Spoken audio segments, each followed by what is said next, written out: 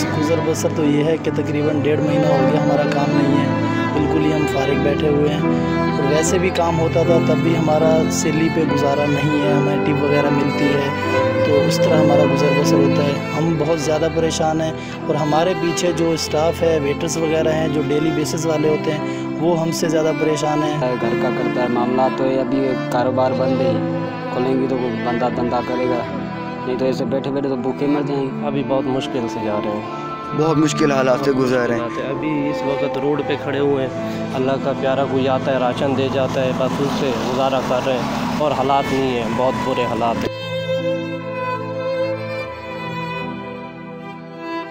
इस वक्त मौजूद हूँ ऑल कराची हॉल्स एसोसिएशन के प्रेसिडेंट के ऑफिस में, और हम आपको दिखा चुके हैं कि इनका कारोबार बंद होने की वजह से क्या क्या मसाइल खड़े हुए हैं। आज हम वही सवालात कुछ उनसे करने के लिए उनके ऑफिस में आए, तो आइए मैं आपकी उनसे मुलाकात भी करवाता हूँ, उनके कमेंट्स भी लेते हैं, उनके व्यूज़ भी लेते हैं कि क्या है, क्योंकि एक बहुत बड़ी इंडस्ट्री इस वक्त डिस्टर्ब हो रही है। तो आइए मैं आपको उनसे मुलाकात करवाता हूँ आपकी।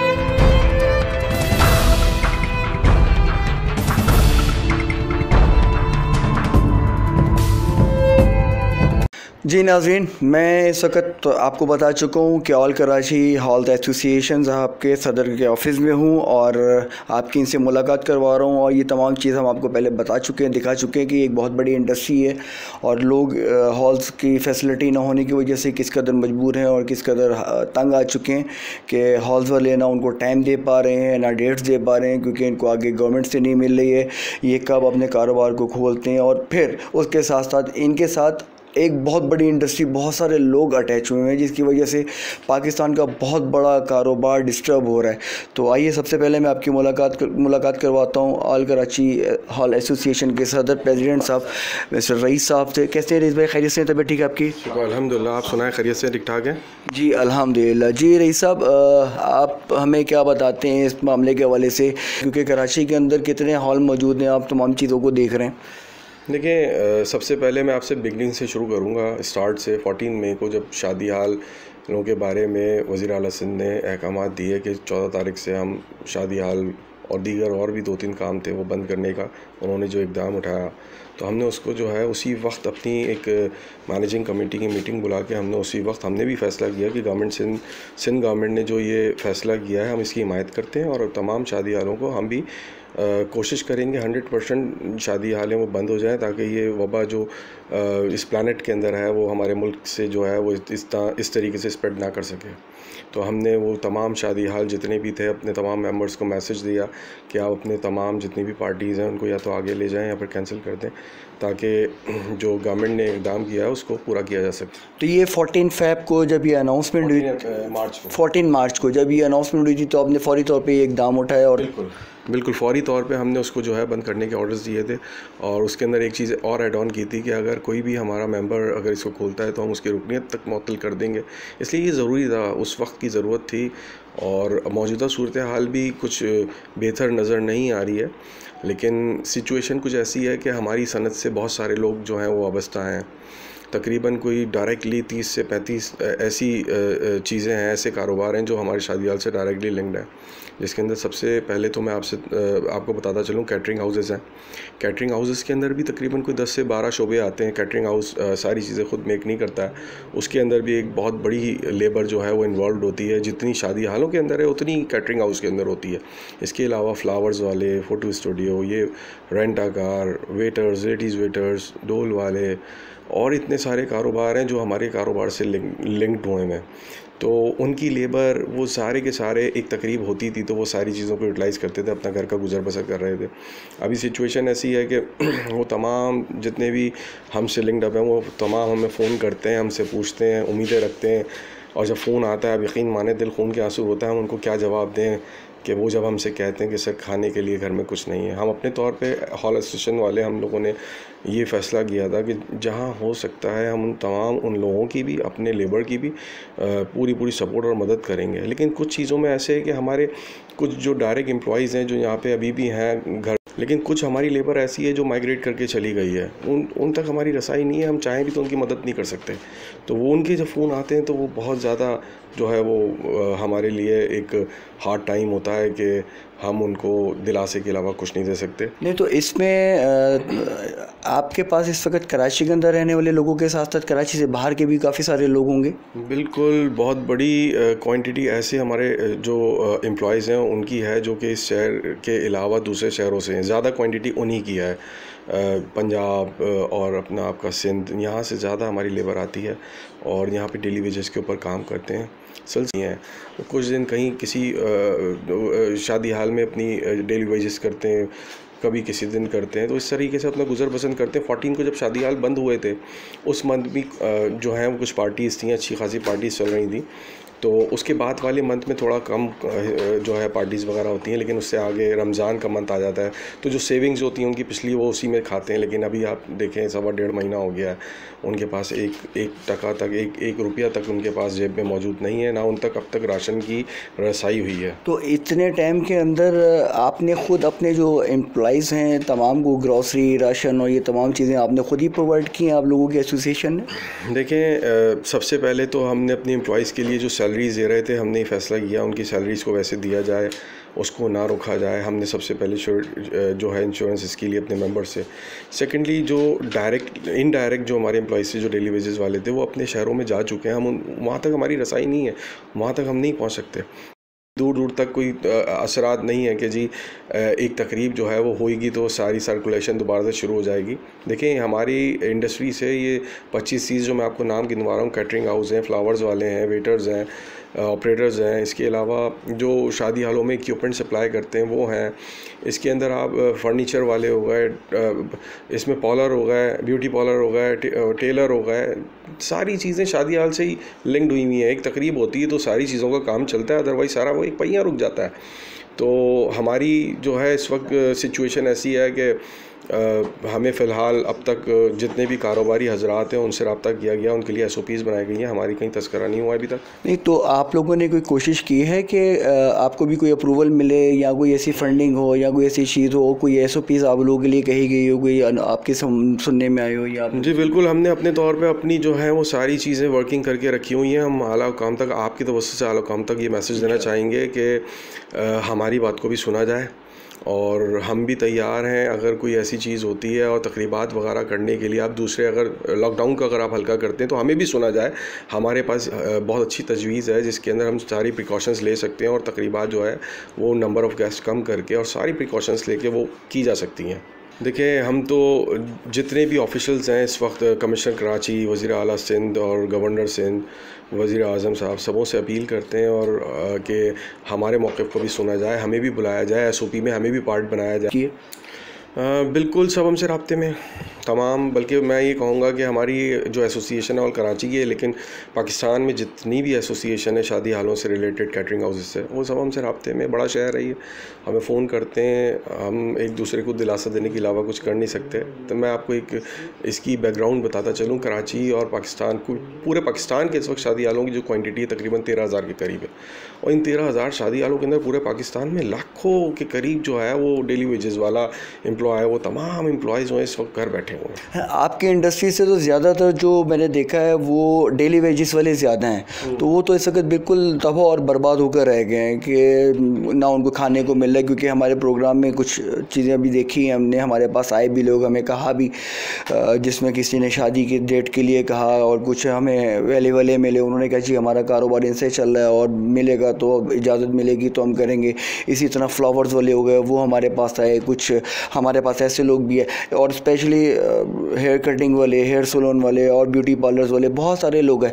तो क्या आपने इनको लिंक में लिए है अपने पास, किसी तरीके से कोशिश की है कि आपके साथ लिंक में है? जी बिल्कुल, कोशिश की है। लॉकडाउन की सिचुएशन में जितना कर सकते थे हमने किया है, इसके ऊपर वर्किंग की है। जब भी आपको फैक्शन फिगर्स बता रहे हैं कि इसके अंदर जितने भी तमाम कारोबारी जिनका मैंने आपसे जिक्र किया है, ये सारे तमाम के तमाम इस वक्त बहुत परेशान हैं और इनके भी खुलने के असरात अभी फ़िलहाल SOPs के अंदर कहीं नहीं है, ना हमें दिख रहे हैं।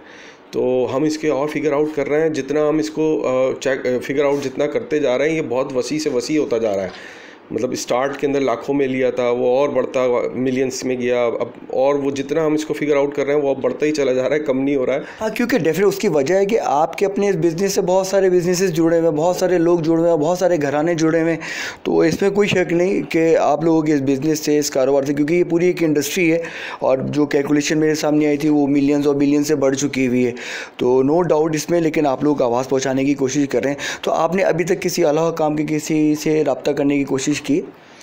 देखिए, मैं आपको पहले आपके पहले सवाल का जवाब दे दूं। जब किसी की शादी की तकरीब होती है, वो अपनी लाइफ के अंदर जो सेविंग करता है, तो जब वो अपनी तकरीब करता है तो ये तमाम जितने भी शोबे हैं उसके अंदर परचेजिंग होती है और एक सर्कल चलता है, तो वो खुशहाल होते हैं।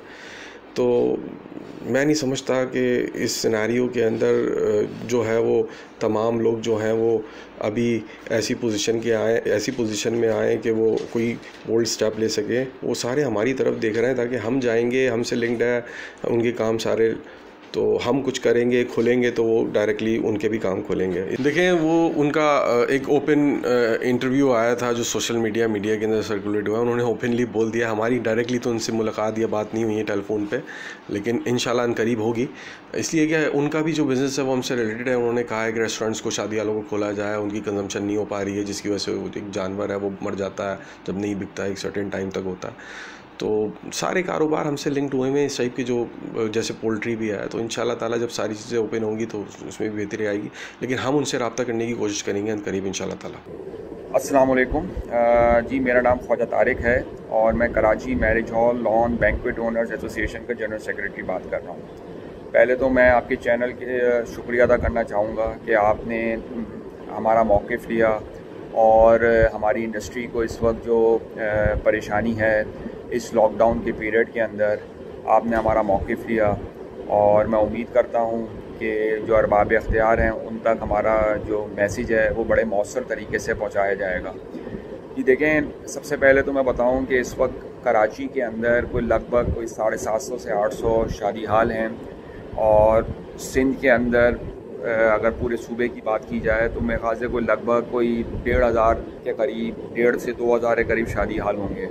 और अगर पूरे मुल्क की बात की जाए, क्योंकि ज़ाहिर है पंजाब एक बड़ा सूबा है और उसके अंदर एक बहुत बड़ी मेजॉरिटी है शादी हालों की, तो अगर उन सबको मिला लिया जाए तो मेरे ख्याल से लगभग 4,000 के करीब इस वक्त मुल्क के अंदर मैरिज एंड बैंक्वेट हॉल्स होंगे। तो ये एक कंसिडरेबल नंबर है, और इस इंडस्ट्री के साथ जो है लगभग कमोबेश 35 से 40 लोग ऑन एवरेज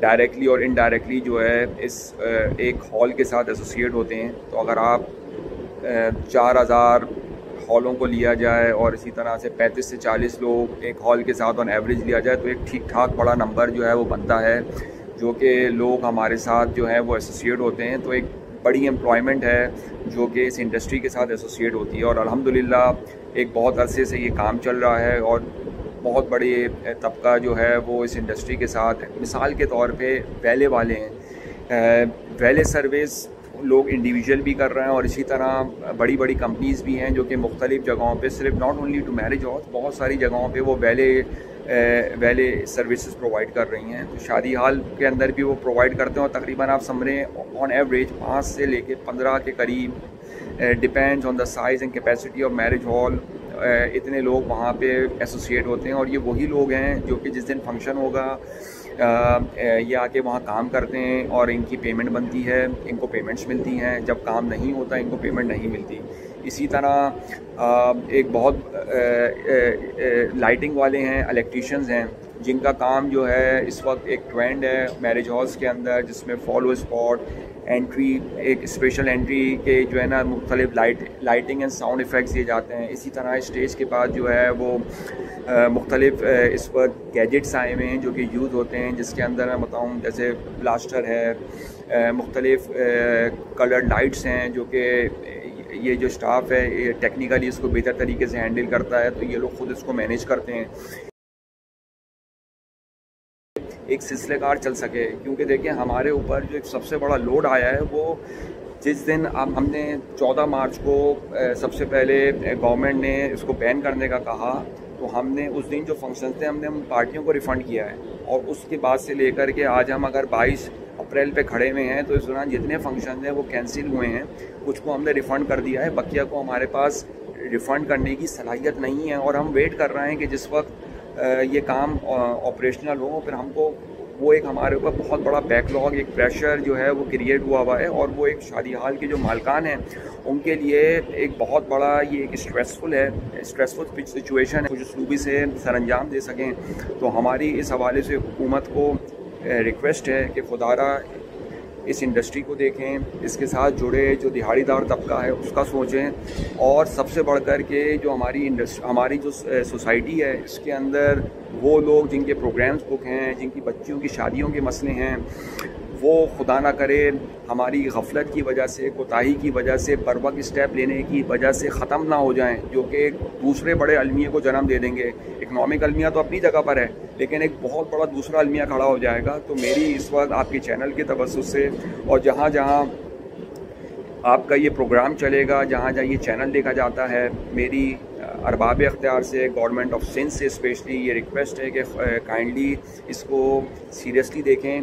कोई टाइमलाइन, कोई SOP के साथ जो है इस इंडस्ट्री को भी फंक्शनल करने का कोई प्रोविज़न रखें, ताकि ये जो मैंने आपको सोशल एलिमेंट्स बताए हैं जिसमें सबसे ज़्यादा मसला लोगों का है, जो कि लोग अपनी बच्चियों की शादियों की वजह से परेशान हैं, वो एक प्रॉपर तरीके से जो है उनको अगर टाइमलाइन मिलेगी तो हमको मैनेज करना आसान होगा, हमको उनको बताना, उनके पार्टियों को किस तरह से आगे हमने उनको लेकर के जाना है, वो करने में हमें। जी नाज़रीन, इस वक्त मेरे साथ इंफॉर्मेशन सेक्रेटरी वक़ार आफ्ताब भी मौजूद हैं, तो मैं कुछ कमेंट्स उनके भी लेना चाहूँगा, कुछ तासुरात उनके भी लूँगा कि वो इस हवाले से क्या काम कर रहे हैं और कहाँ तक इनकी सोर्सेज पहुँची हैं कि ये अपने चेयरमैन की, प्रेसिडेंट की बात को लेकर आगे जा रहे हैं। तो इस हवाले से इनसे भी बात करते हैं। अस्सलाम वालेकुम। वालेकुम सलाम। कैसे हैं वक़ार साहब, खैरियत से हैं? जी, आप इंफॉर्मेशन सेक्रेटरी हैं वक़ार साहब। सबसे पहले तो मुझे आप ये बताएँ कि आप लोगों की जो SOP रेडी कर ली है, अभी प्रेसिडेंट साहब ने भी बताया, रईस साहब ने बताया, तो उसके अंदर आपने मज़ीद और इनको कितना हेल्प आउट किया? देखिए, हमने इनको अपने वेटर्स हो गए और हमारे और मुलाजमिन मैनेजर्स हो गए, चौकीदार हो गए, गार्ड्स हो गए, ये जितने भी हमारे हजरात जो हमारे पास काम करते हैं, हमने इनकी काफ़ी हेल्प आउट की है। हम ये चाहते हैं कि सिंध गवर्नमेंट जो है वो हमारी जो इन लोगों तक राशन पहुँचाएँ। मज़ीद हमें आगे का भी नहीं पता कि कब हमें लॉकडाउन से आगे छूट मिलती है, कब तक मिलती है, जब तक हमारे आला काम हमें देते हैं। लेकिन मैं ये कहना चाहता हूँ कि हमारे जो कैटरिंग्स वाले हैं, ढोल वाले हैं, हमसे जो मुंसलिक जो भी लोग हैं, जितने भी हजरात हैं, वो इन सब चीज़ों से, इस लॉकडाउन से काफ़ी परेशानियों में मुब्तला होंगे। हमारे साथ काफ़ी इंडस्ट्रीज़ जो हैं छोटी छोटी, वो इन चीज़ों से मुंसलिक है। तो मेरा कहने का मकसद ये है कि इन तक ये हो सकता है कि ये चले आएँ, अपना प्रेस क्लब जाएँ, जाके एहतजाज करें। देखिए, मैं ये कहना चाहूँगा कि हमारे पास काफ़ी कॉल्स कैटरिंग वालों की रिलेटेड और मैनेजर्स की, वेटर्स की, इन लोगों की कॉल्स, और छोटे जितने भी कारोबार हैं, ढोल वाले, इनमें से मुंसलिक जितने भी अपने हैं, इन लोगों के हमारे पास कॉल्स आई, इन्होंने हमसे रब्ता करने की कोशिश करी, तो हमने तो उनको यही सिचुएशन बोला, हम तो गवर्नमेंट। तो बहरहाल मैं ये कहना चाहूँगा कि ये हमसे रब्ता तो करेंगे, बिल्कुल है, रब्ता कर रहे हैं, आ भी रहे हैं हमारे पास फ़ोन। लेकिन मैं इस चीज़ को कहना चाहूँगा कि गवर्नमेंट आला काम हमारी इस चीज़ को देखे, और यही है मेरी एक बात कि बस मैं पैगाम ये देना चाहूँगा कि मेरी वज़ीर आला साहब से, प्राइम मिनिस्टर इमरान ख़ान साहब से, दोनों से गुजारिश मेरी है कि हम पे और हमारी इंडस्ट्री पे नज़र सानी करें और हमें देखें कि हमसे कितने लोग, लाखों लोग जो हमसे मुंसलिक हैं, उनके घर के चूल्हे जल रहे नहीं जल रहे। जैसे मेरे प्रेसिडेंट साहब, रईस साहब ने कहा कि उनको भी राशन पहुँचाया जाए, दिया जाए। हमारे अंदर जब तक ताकत है हम उनको राशन देंगे, खाना खिलाएंगे। अगर हमारे अंदर भी जब ताकत ख़त्म हो जाएगी तो हम, यही है कि मैं आला काम हमारी बात को सुने। जी रईस साहब, मुझे मेरा एक सवाल यहाँ और मेरे जहन में आया है कि आप लोगों के पास कॉल्स आ रही हैं, आप लोग अटेंड कर रहे हैं, कुछ जवाब नहीं दे पा रहे हैं, और उन लोगों की स्पेशली वो घराने जिनकी बच्चियों की शादी है, जिनकी लड़कियों के मामले, वलीमे वाले मामले तो वाइंड अप किए जा सकते हैं, डेट बढ़ सकती हैं, लेकिन रुखसती वाले और बारात वाले मामला नहीं निपटाए जा सकते। इस बारे में आप क्या कहते हैं, क्या आपकी राय? देखिए, 14 मार्च को जब इसको शादी ब्याह की तकरीबात को डिसकंटिन्यू किया था, जिन लोगों की तकरीबात होनी थी वो नहीं हो सकी। हमारे पास बहुत दबाव है इस चीज़ का कि आप हमें आगे की डेट्स दें। अब हम किस तरीके से डेट्स दे सकते हैं, अभी हमें पता ही नहीं है कि आपका क्या आगे का लाएमल होगा। तो हम इस वक्त बहुत जहनी दबाव के अंदर हैं। खुदारा हमें भी बताया जाए, क्लियर किया जाए ये मामला कब तक खोला जाएगा, कब तक खोलेंगे, लोग कब तक सफ़र करेंगे, कब तक बर्दाश्त करेंगे। लोगों को जो है अपने, बहुत सारे लोग बाहर से आए, उनको जाना है। बहुत सारे लोग ऐसे हैं जिनकी 100% तैयारियां थी, उन्होंने पेमेंट्स की हुई हैं, वो बेचारे बहुत परेशान हैं। बहुत सारे बच्चियों के बाप बैठे हुए हैं, घराने बैठे हुए वेट कर रहे हैं कि आगे का क्या लाएमल होगा, किस टाइप का हम कब भी आएंगे बच्चियों को। तो उनके लिए भी कोई आप उनकी आसानियाँ करें, उनके लिए आसानियाँ करें और हमें भी बताएं ताकि हमारी लेबर भी जो है परेशान है, साथ में वो भी जो है उनका चूल्हा जल सके। और दूसरा मैं आपके तवज्जो से ये बात भी करना चाहता हूँ वज़ीर आला सिंध से, प्राइम मिनिस्टर साहब से, कि हमें जो नुकसान हुआ है इस वक्त बहुत बड़ा नुकसान है, तो उसके लिए हमारे लिए भी कोई पैकेज बनाया जाए, कि उसका कोई लाएमल बनाया जाए, इसका अजाला हो, जो हमें नुकसान हुआ है इसका अजाला हो, वो टैक्सेस की सूरत के अंदर हो जाए। आइंदा आने वाले सालों के अंदर टैक्सेस के लिए हमारे लिए आसानियाँ पैदा की जाए, पैकेज बनाए कोई अपनी लेबर के लिए, हमारे अपने मेंबर्स के लिए, ताकि वो टैक्सेस जो आइंदा आने वाले सालों में उन्होंने देने तो वो उसके अंदर रिलीफ मिले, तो वो जो है वो उसको जो है आगे जो आने वाला वक्त है उनके लिए वो आसानियाँ पैदा हो जाएँ। बहुत शुक्रिया। आखिर में मैं आपसे रईस साहब ये पूछना चाहूँगा कि आप कोई आवाम को, अल हकाम को कोई पैगाम देना चाहेंगे, क्योंकि वैसे तो सारी बातों में आपका पैगाम ही है, मैसेज ही है जो पहुँचना चाहिए, लेकिन आखिर में आप क्या कहते हैं इस बारे में, क्या पैगाम है आपका? देखें, सबसे पहले तो जो एक मेन मसला चल रहा है इस वक्त कोरोना वायरस का, मैं इस सिलसिले में पब्लिक को ये पैगाम देना चाहता हूँ कि सोशल डिस्टेंस का जो है वो ख़ास ख्याल रखें।